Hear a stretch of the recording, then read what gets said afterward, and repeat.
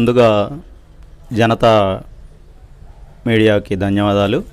నా పేరు తోట చలపతిరావు, రాపల్లి మాజీ సర్పంచ్. నాకు బట్టి గారితోనే అనుబంధం. బట్టి గారితో చెప్పుకోవాలంటే బట్టి గారి ఎమ్మెల్సీ కాడ నుంచి కూడా మాకు బట్టి గారితో అనుబంధం ఉంది. అదేవిధంగా బట్టి గారు ఉప సభాపతి ఉన్న కాడ నుంచి కూడా నాకు చాలా పరిచయాలు. అదేవిధంగా ఆయన గారు మళ్ళా ఎమ్మెల్యేగా 4 దఫాలు, 2 దఫాలేమో ప్రతిపక్ష నాయకుడిగా ఉన్నాడు. ఇప్పుడు ఫస్ట్లో గెలిచినప్పుడే డిప్యూటీ స్పీకర్గా ఉన్నాడు. మళ్ళా 2 పర్యాయాలు ప్రతిపక్ష నాయకుడిగా ఉన్నాడు. ఆ ప్రతిపక్ష నాయకుడిగా ఉన్నప్పుడు కూడా మా ఊరికి అనేక అభివృద్ధి కార్యక్రమాలు, సీసీ రోడ్లు కానీ అనేక కార్యక్రమాల్లో కాగితో కప్పురెడితే కూడా ప్రతిపక్ష నాయకుడిగా ఉండి కూడా మా ఊరు మిరపతోట బీకిన దాంట్లో కానీ మాకు సహాయ సహకారాలు బాగా అందించాడు. అదేవిధంగా మన గవర్నమెంట్లో కూడా మన ఊరు నుంచి రాపల్లో కాంగ్రెస్ అనేది తక్కువ అనే దాంట్లో కూడా ఉంటే అలాంటి ఊళ్ళో కూడా మొన్న కూడా సారుకి 400 ఓట్లు, కాంగ్రెసే ఫస్ట్ ప్లేస్ ఉంది సారుకు బయట దాంట్లో, తర్వాతనే టీఆర్ఎస్ ఉంది. దాంట్లో కీలక భూమిక పోషించారు మా ఊరు కార్యకర్తలు, కాంగ్రెస్ కార్యకర్తలకు ప్రతి ఒక్కరికి కూడా ధన్యవాదాలు. అదేవిధంగా సారు అభివృద్ధి వైపు చూసుకుంటే ప్రతి కార్యకర్తను కలవటానికి పోతే ఆయన ఎంత ఇబ్బందిలో ఉన్నా కానీ, ఆయనకు ఎంత రష్లో ఉన్నా కానీ కార్యకర్తలు రిసీవ్ చేసుకునే దాంట్లో చిరునవ్వుతోటి కార్యకర్తలని రిసీవ్ చేసుకుంటాడు. ప్రతి కార్యకర్తని కలవటానికే చూస్తాడు. కానీ ఎంత పని ఉన్నా సరే హైదరాబాద్ వెళ్ళిపోతుంటే ఒక ఉదాహరణ చెప్తా. అలా హైదరాబాదు ఆ రోజు మేము పోయినాం కలవటానికి క్యాంప్ ఆఫీస్కి. హైదరాబాదులో మన క్యాబినెట్ మీటింగ్ అవుతుంటే కూడా మమ్మల్ని పిలిచి ఏమిటి మీ సమస్య అని తెలుసుకొని రాపల్లి దేవాలయం భూములు కానీ ఎండోమెంట్లో దేవాలయం భూమి ఉంది, దాని మీద స్పందించి ఎండోమెంట్ అసిస్టెంట్ కమిషనర్ గారికి మా ముందే ఫోన్ చేయటం, దాని మీద మళ్ళా ఆయన గారి పిఏ గారికి చెప్పటం, అలాంటి వాటిలో ఆయన ఎంత ఒత్తిడిలో ఉండి కూడా అట్లా టైం స్పెండ్ చేస్తాడు. కార్యకర్తలు అంటే ఆయనకు ప్రాణం. కార్యకర్తలతోనే ఎక్కువ ఉంటాడు. నాయకుల కాడికి కూడా పెద్ద నాయకులను గడిచే వాళ్ళలో మరి ఎంత ఇదిగా ఉంటాడో నాకైతే తెలియదు. కానీ చిన్న కార్యకర్తలు, గ్రామస్థాయి కార్యకర్తలకు కూడా ఆయన అందుబాటులో ఉంటాడు. ఉప ముఖ్యమంత్రి అయ్యిందంటే ఉప ముఖ్యమంత్రి ఎట్లా ఉంటాడు, అసలు అందుబాటులో ఉండరు. కానీ ఈయన గారు బట్టి గారు ఉప ముఖ్యమంత్రి లెక్క ఉండడు. నీకు ప్రతిపక్ష నాయకుడి కాడికి కూడా నియోజకవర్గాల్లో 2-3 రోజులకు ఒకసారి సుడిగాలి పర్యటన చేస్తూ ఉంటాడు. ప్రతి కార్యకర్తను కలవటం, ప్రతి వాళ్ళతోటి అన్యోన్యంగా ఉండటం, కార్యక్రమాలు ఏ కార్యక్రమాలు జరిగినా ఇంట్లో పెళ్ళిళ్ళు కానీ పేరెంటాలు కానీ అన్ని కార్యక్రమాలకు పార్టిసిపేట్ చేస్తూ ఉంటాడు. ఒకరోజు రాకపోయినా మళ్ళీ వచ్చిన రోజు ఆ విలేజ్ని చూసుకొని ఆ గ్రామ కార్యకర్తని పరిచయం చేసుకొని పరామర్శించి అట్లాంటి అన్నిటిలో కూడా ఆయన గారికి సాటి ఎవరు లేరు నేను అనుకుంటున్నాను. ఉప ముఖ్యమంత్రిగా ఉండి కూడా అంత పని ఒత్తిడిలో కూడా అట్లా వచ్చి నియోజకవర్గాన్ని చూసుకుంటుండంటే అదే ఆయనకి ఉన్న అడ్వాంటేజ్. అందుకనే 4 సార్లు కూడా నువ్వు ఎన్ని డబ్బులు పెట్టినా ఎంత ఏజ్ చేసినా కానీ ఆయన గారిని గెలుపుని ఎవరు ఆపలేకపోయారు. అదేవిధంగా రాపల్లికి సారు చేసిన సేవలు చాలా ఉన్నాయి చెప్పుకుంటే. సీసీ రోడ్లు ఇచ్చాడు సారే, మాకు గన్నారం స్కూల్ కాడ నుంచి గన్నారానికి రోడ్డు ఇచ్చింది సారే. మళ్ళా ఇప్పుడు ఇంకో రోడ్డు కూడా ఇస్తున్నాడు, కొలకోట బ్రానపల్లి రాపల్లి నుంచి ఇట్లా ముసలమడుగు మీదుగా సారోళ్ళ ఊరు దాకా. మొన్న లేటెస్ట్గా ఈ ప్రపోజల్ కూడా పెడితే బాగుంది సర్పంచ్ గారు అని చెప్పి దానికి కూడా ఎస్సీ గారిని పిలిచి అమ్మటే దాన్ని కూడా ప్రపోజల్ పంపించమని చెప్పాడు. మా స్కూల్ బిల్డింగ్, మా పంచాయతీ బిల్డింగ్ ఎప్పుడూ శిథిలావస్థలో ఉంది. పైన ఆఫీసులో కూర్చుంటే చెప్పులు ఊడిపడతా ఉంటాయి. దానికి కూడా సార్ శంకుస్థాపన చేసిండు, దానికి ధన్యవాదాలు తెలియజేసుకుంటున్నాం. అదేవిధంగా మాకు డబుల్ బెడ్రూమ్ పోవటానికి కూడా మొత్తం మడుగు ఉండేది, దానికి కూడా రోడ్డు ఇచ్చాడు. ఇంకా 2 రోడ్లు ఉన్నాయి. అనేక మౌలిక వసతులు కానీ ఇందిరమ్మ ఇళ్ళు కానీ పెన్షన్లు కానీ అన్నీ కూడా బాగానే సమకూర్చాడు. నీకు 2 లక్షల రుణమాఫీ దాంట్లో కూడా మా ఊళ్ళో 80%. అంతకుముందు మేము సొసైటీ కాడ మొన్న లెక్కలు తీసుకున్నాం. కేసీఆర్ గవర్నమెంట్లో ₹1,00,000 దాంట్లో 25% అయితే మొన్న కాంగ్రెస్ గవర్నమెంట్ వచ్చాక 80% 2 లక్షల రుణమాఫీ అయింది. ఇక 2 లక్షల పైన ఉన్నోళ్ళే కాలేకపోయినాయి, కానీ 2 లక్షల లోపు ఉన్నోళ్ళే మట్టికి 80% అయినాయి. అదేవిధంగా పెన్షన్లు పెన్షన్లు కూడా చాలామందికి ఇప్పుడు కొత్తగా దరఖాస్తు చేసుకునే వాళ్ళు కొత్తగా చేసుకున్నారు. వాటిలన్నిటిలో కూడా సారు బాగా చేశాడు. అదేవిధంగా మధిర నియోజకవర్గాన్ని ఒక మోడల్ నియోజకవర్గంగా, నీకు ఇక్కడ ఎండపల్లి గట్టు ఉంది మా అదిర మండలం, మా ఊరికి పక్కనే. ఆ ఎండపల్లి గట్టు కాడికి పోవాలంటేనే ఒకనాడు భయపడే పరిస్థితి. కానీ దాన్ని పర్యాటక కేంద్రంగా తీర్చిదిద్ది దాన్ని అభివృద్ధి వైపున మధిర నియోజకవర్గాన్ని తీసుకుపోతూ ఉంటే నీకు మధిర పోతే మధిర రూపురేఖలే మారిపోయినాయి. ఇంతకుముందు మధిర, ఇయ్యాల మధిర ఔటర్ రింగ్ రోడ్డు కానీ, సీసీ రోడ్లు కానీ, గ్రామ మధిర 100 పడకల ఆసుపత్రి కానీ చాలా అభివృద్ధి కార్యక్రమాల్లో బట్టి విక్రమార్క గారు చేశాడు. ఆయనకి రాపల్లి గ్రామం తరపు నుంచి కూడా మరొకసారి ధన్యవాదాలు తెలియజేసుకుంటున్నాం. అదేవిధంగా మా మండలానికి వస్తే కూడా బానకల్ మండలంలో కూడా ఇప్పుడు ఇందిరా డైరీ అని ఒకటి కొత్తగా పెట్టాడు. స్కూల్ ఒకటి లక్ష్మీపురం దగ్గర స్కూల్ ఒకటి పెట్టాడు. ఆ స్కూలు చుట్టూ కూడా లక్ష్మీపురం, గోవిందపురం, అటు పోతే గార్లపాడు, రామాపురం ఆ ఊర్లు పోవాలంటేనే ఈ ఆరైతే పోయే పరిస్థితి ఉండేది కాదు. కానీ ఈరోజు ఆ ఊళ్ళు పోతుంటే నీకు హైదరాబాద్ సిటీలో పోయినట్టు ఉన్నాయి.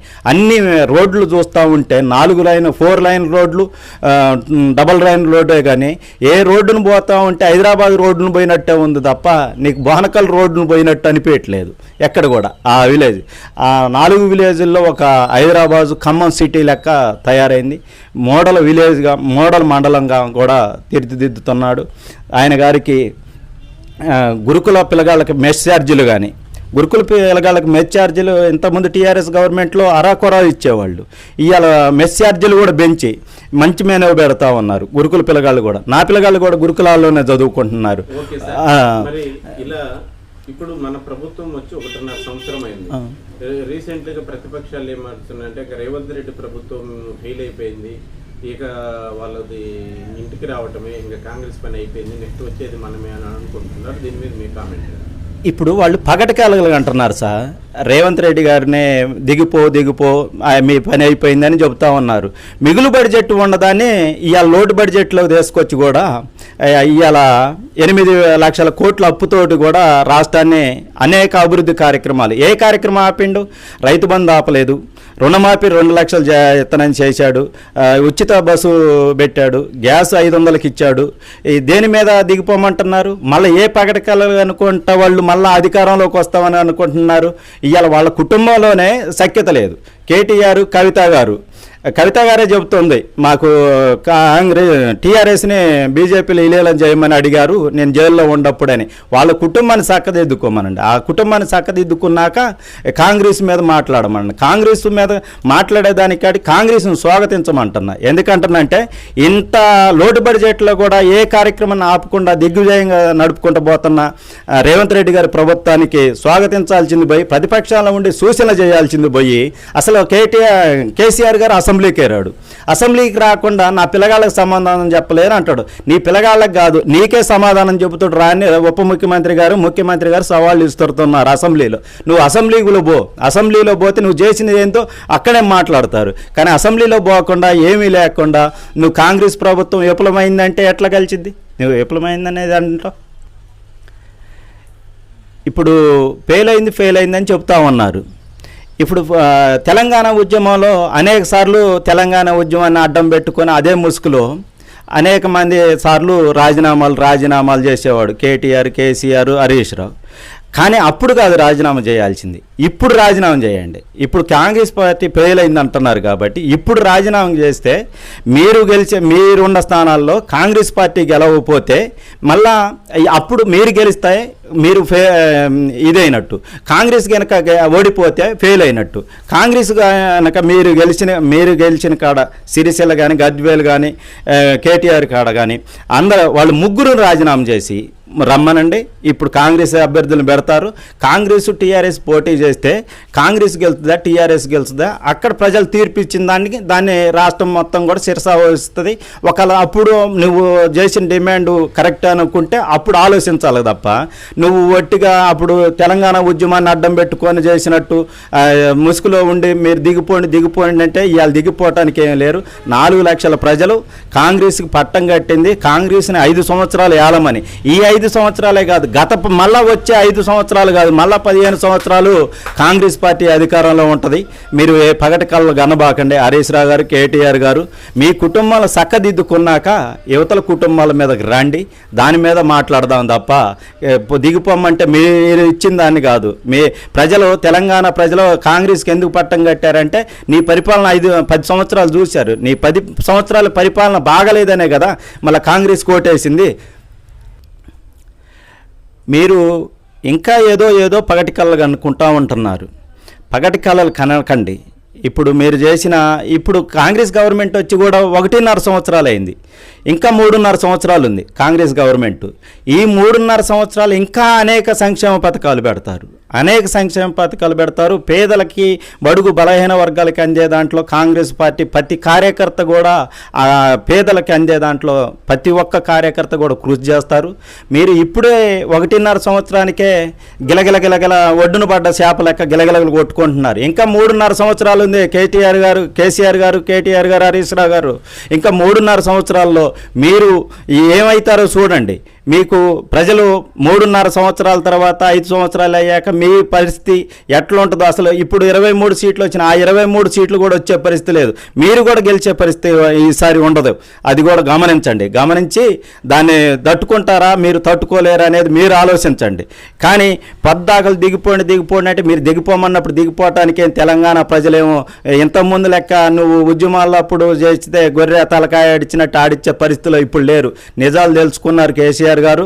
మీ నిజ స్వరూపం అంతా కూడా మీరు ముసుకేసుకొని ఉంటే ఎవరు చూడలేదనుకుంటున్నారు. పిల్లి పాలు తాగుతుంటే ఎవరు చూడలేదనుకున్నట్టు వండుకుంటూ ఉంటే పిల్లి పాలు తాగేది కొంతమంది చూస్తూనే ఉంటారు. అట్లా తెలంగాణ ప్రజలు అందరూ గమనించే నీకు కర్రు కాల్చి ఓతబెట్టారు. దానికి మేమంతా సిద్ధంగా ఉన్నాం. మళ్ళా కూడా నీకు నెక్స్ట్ ఎలక్షన్లో మళ్ళీ ఇదే పరిస్థితి ఉంటుంది. నువ్వు ప్రతిపక్ష నాయకుడిగానే ఉంటావు తప్ప మళ్ళీ అధికారం వస్తుందని నువ్వు కలలు కనబాకు. అది భ్రమే అయిద్దని నేను ఒక్కసారి టీఆర్ఎస్కి మనవి చేస్తూ ఉన్నాను.